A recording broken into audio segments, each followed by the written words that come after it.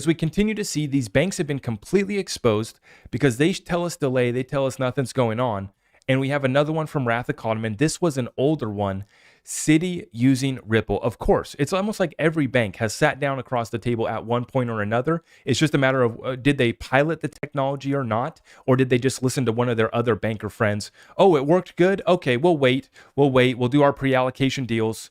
We'll let the staged SEC lawsuit play out, and then we'll just do our deal with Ripple for our 5 billion XRP or our 2 billion XRP, right? But Citi using Ripple, this graphic lists Citi as a Ripple user. It is not original to the source, but rather block data tech. Surprising, but Citi is known to have experimented with Ripple earlier, likely to regard RippleNet use only, not XRP.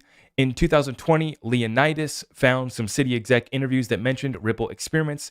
Does the blockchain data refer to these or something else? So once again, we have another one back in January of 2020. Citi did experiment with Ripple. Okay. And then we did see that Citi extended their partnership with Volante specifically for their Vol Pay product. So they're all working on it right here behind the scenes, once again, going back years ago. And what are they doing right now? We have major anon giants moving hundreds of millions of XRP. Big amounts of XRP moving right now, folks. Incredible. This was done in 2 transactions. Okay. Around 17 hours ago, an amount close to 500 million XRP was moved between anonymous wallets. 40 million XRP tokens. And then second transaction was 410 million XRP. Who could that be? Who could that be? Now we've seen, they've been piloting that Ripple technology, and then they go back into the shadows and they cut the backroom deal. They cut the backroom deal with Brad and team, and it's a pre-allocation. Here's how much of the XRP escrow you're going to get. Here's when you're going to get it. Because Ripple laid out the time. They laid out the calendar. They laid out the dates for when all of the XRP is going to be released to them, and then they get to be the righteous custodians from there. So imagine, Ripple's going around to every single enterprise that they've sat down with. They've met with over, I think, 80 central banks is what we've heard.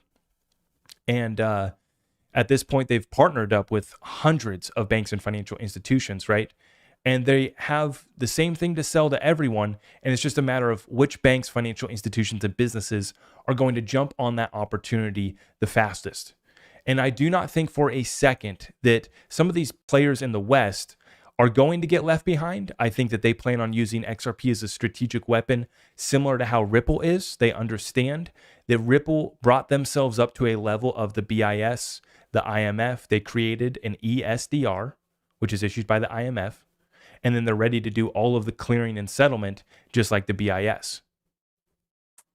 So Ripple brought themselves up here on the world stage higher than the level of central banks.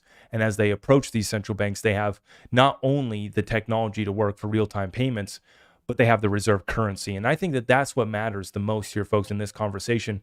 And has always gotten me most excited about this is not just a payment network. This is a reserve currency that people are just going to want to hold. Similar to me and you, many of us in the community, we're just going to want to hold onto this asset and we're not going to want to release it. Now, the little bag of XRP that we got might not seem much to these big whales that are moving around half a billy XRP in a couple of transactions, right? But it adds up. And what does that mean? That means that the XRP available for liquidity for that payment network, for the liquidity solutions, for all the other utilities is a smaller supply, which then means we need a higher price. If we're solving payments, if we're solving liquidity, that means we would need a higher price. Then it's just a matter of us sitting around with our calculators till the sun comes up tomorrow doing the calculations and the valuations. I am your host, Zach Rector. I really appreciate all of the love and support. If you want to support the channel, just remember that you can start by smashing that thumbs up for me, sharing this content far and wide, and everything else is at my website.